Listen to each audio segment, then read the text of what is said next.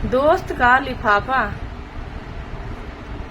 दोस्ती एक ऐसा रिश्ता है जिसे आप खुद बनाते हैं, खुद ही आगे बढ़ाते हैं, खुद ही मिटा भी देते हैं।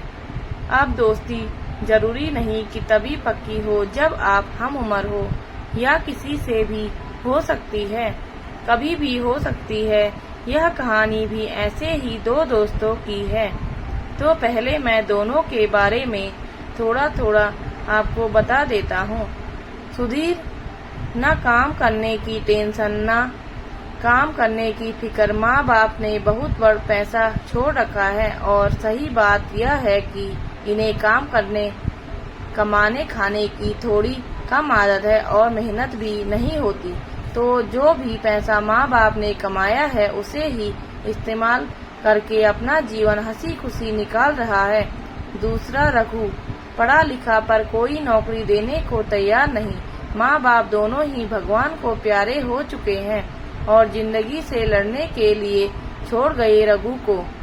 इन दोनों की दोस्ती की भी अजीब कहानी है। इन दोनों की दोस्ती रेड लाइट पर हुई थी। जब एक बार सुधीर अपनी कार से रात को ज्यादा पीकर रेड लाइट पर ही सो गया था, तब रघु ने उसे होश दिलाया, उठाया, और उसी दिन से सुधीर जब भी उस लाइट से गुजरता रघु से मिलकर जाता था। ऐसे इनकी दोस्ती न जाने कब जान से प्यारी हो गई, पता ही नहीं चला। अब आपके दिमाग में एक सवाल और होगा, ये रघु ज्यादातर रेड लाइट पर ही क्यों मिलता है? अरे भाई, यह भिखारी है जो और 4-5 लोगों के साथ मिलकर यह काम करता है और अपना और अपने साथियों का पेट भरता है। एक दिन सुधीर ने रघु से कहा, यार रघु, मैं बहुत दिनों से एक बात कहना चाह रहा था, तुमसे सोचा आज कह दूं। रघु, सुधीर, जानता हूँ तू क्या कहना चाहता है, यही ना कि मैं यह सब छोड़ दूं और तेरे साथ रहने लगूं। सुधीर, जब जानता है तो मेरे साथ क्यों नहीं रहता? रघु, यार मैं यहाँ खुश हूँ और मैंने बहुत दुनिया देखी है, और फिर इन सबको कौन देखेगा? इनका मेरे सिवा और मेरा तेरे सिवा अब कौन है? सुधीर पहले भी ऐसी कई नाकाम कोशिशें कर चुका था, पर रघु यहाँ से जाने के लिए तैयार नहीं हुआ। फिर सुधीर ने इस बात को खत्म करते हुए कहा, अच्छा चल कोई बात नहीं, यह बात तेरी मान ली, पर तुझे भी आज मेरी एक बात माननी पड़ेगी। रघु, हाँ, इसके अलावा कोई भी बात मान लूंगा, तू एक बार बोल। सुधीर, मेरा मन है कि हम दोनों एक साथ पार्टी अटेंड करें, खूब नाचेंगे और पिएंगे। रघु, वैसे तो मैंने कभी पी नहीं है, तुझे पता है, और यह डांस पार्टी वगैरह भी अच्छी नहीं लगती, पर तू कहता है तो तेरे साथ एक बार जरूर चलूंगा। पर कहते कहते रघु रुक गया। सुधीर भी समझ गया था कि रघु की यह किंतु परंतु पर क्या है। वह बहुत गरीब है और उसके पास ऐसे कपड़े भी नहीं हैं कि वह उसके साथ पार्टी में जा सके। सुधीर, यार अब पर के साथ पर मत लगा, मुझे भी पता है कि तू क्या सोच रहा है। तू किसी बात की फिक्र मत कर, बाकी सब मुझ पर छोड़ दे। बस फिर क्या था, सुधीर रघु को अगली रात अपने साथ एकदम हीरो बनाकर ले गया और दोनों ने वहाँ खूब धमाल मचाया। रघु ने भी सुधीर के कहने पर थोड़ी पी ली थी और बहक गया था, पर दोनों ने खूब मस्ती की, खूब नाचे। और फिर सुधीर रघु से बोला, चल यार, आज तू मेरे घर चल, वहीं सो जाना। रघु, नहीं यार, आज मैंने तो बहुत खा पी लिया, पर न जाने मेरे उन साथियों का क्या हुआ होगा, उन्हें आज भर पेट खाना भी मिला होगा या नहीं, मुझे अब चलना चाहिए।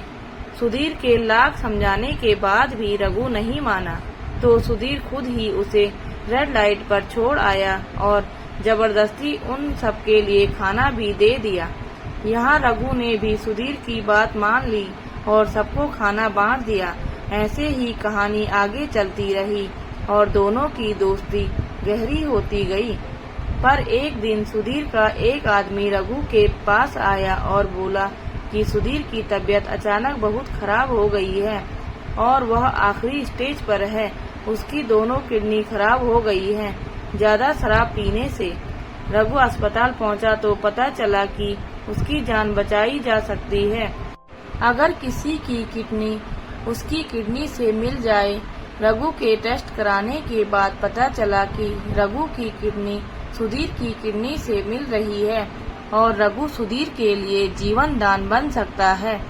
डॉक्टर से बात करके रघु ने ऑपरेशन की डेट ले ली और सुधीर से मिलने उसके रूम में गया। सुधीर, यार मैं तुझे ही याद कर रहा था, सोचा अगर तुझसे मिले बिना मर गया तो मेरी आत्मा को शांति नहीं मिलेगी। रघु, अब तू ज्यादा मत बोल, तुझे डॉक्टर्स ने कम बात करने के लिए बोला है और तुझे कुछ नहीं होगा, मैं हूँ ना तेरे साथ, तू बिल्कुल भी चिंता मत कर, सब ठीक हो जाएगा। सुधीर, अब कुछ ठीक नहीं होने वाला यार, बहुत देर हो गई, देख कुदरत का खेल, तू होकर भी क्या कर रहा है और मेरे पास सब कुछ होने के बाद भी मैंने कुछ नहीं किया। रघु, यह सब जाने दे यार, अब अपना ध्यान रख, तुझे कुछ नहीं होगा। सुधीर, तू आ गया, मुझे चैन मिल गया, मुझे तुम्हें कुछ देना है। उसने अपने तकिए के नीचे से एक लिफाफा निकाला और रघु को दे दिया। यह रख लो, यह तुम्हारे लिए है। रघु, नहीं, मैं यह नहीं लूंगा। सुधीर, जानता हूँ कि तुम बहुत खुददार हो, इसीलिए पैसे नहीं दे रहा, पढ़ लेना, कुछ लिखा है तुम्हारे लिए। रघु, ठीक है, रख लेता हूँ, अब तुम आराम करो। यह सब कहकर रघु सुधीर को सुलाकर वहाँ से निकल जाता है। निकलते निकलते रघु को बहुत देर हो जाती है। उधर जाकर पता लगता है कि आज रेड लाइट पर रह रहे लोगों को पुलिस ने निकाल भगाया है और आज उनको खाना भी नसीब नहीं हुआ। यह बात रघु को हिलाकर रख देती है और रघु सोच में पड़ जाता है कि अगर एक दिन में इन लोगों का यह हाल हुआ है तो अगर मैंने ऑपरेशन कराया तो ये सब तो भूखे ही मर जाएंगे। रघु अपने दिल पर पत्थर रख लेता है और ऑपरेशन वाली डेट पर नहीं जाता और 2-3 दिन बाद उसे पता चल लगता है कि सुधीर ने अपनी अंतिम सांस ले ली। सुधीर का अंतिम संस्कार हो जाता है पर रघु वहाँ भी नहीं जाता क्योंकि अब रघु भी टूट चुका था और रो रो कर उसका भी बुरा हाल था। कुछ दिन बाद रघु को उसके दिए लिफाफे की याद आती है। वह उसकी अंतिम निशानी समझकर उसे खोलता है और पढ़ता है, कैसा है मेरा खुददार दोस्त, मैं जानता हूँ कि तू मुझे बहुत प्यार करता है और न जाने क्यों मुझे ऐसा लग रहा है कि तेरी किडनी मेरी किडनी से मिल जाएगी और तू अपनी किडनी मुझे दिए बिना नहीं रहेगा।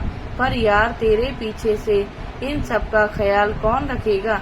ऑपरेशन के बाद 2 महीने तक बिस्तर से उठ नहीं पाएगा।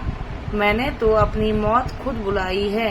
तू ऐसा न करे, इसीलिए मैं आज ही खुद को खत्म कर रहा हूँ और यह पेपर लेकर तुम इस कंपनी के मैनेजर से मिल लेना। ये कंपनी मैंने गरीब लोगों के लिए बनाई है जो यहाँ मेहनत कर काम करके अपना जीवन आगे चला सकें और जिसको अब तुझे ही संभालना है और हो सके तो इस कंपनी में हर जरूरत वाले आदमी को काम देना और इसे बहुत बड़ी कंपनी बनाना। मैं भी पागल हूँ, ये तो तू कर ही लेगा। बस एक गुजारिश है कि मुझे जलाने से पहले मुझे एक बार गले लगा लेना। अच्छा दोस्त, अलविदा, चलता हूँ। दोस्तों, यदि आपको हमारी कहानी अच्छी लगी हो तो प्लीज़ लाइक, कमेंट, शेयर और सब्सक्राइब जरूर करें। धन्यवाद।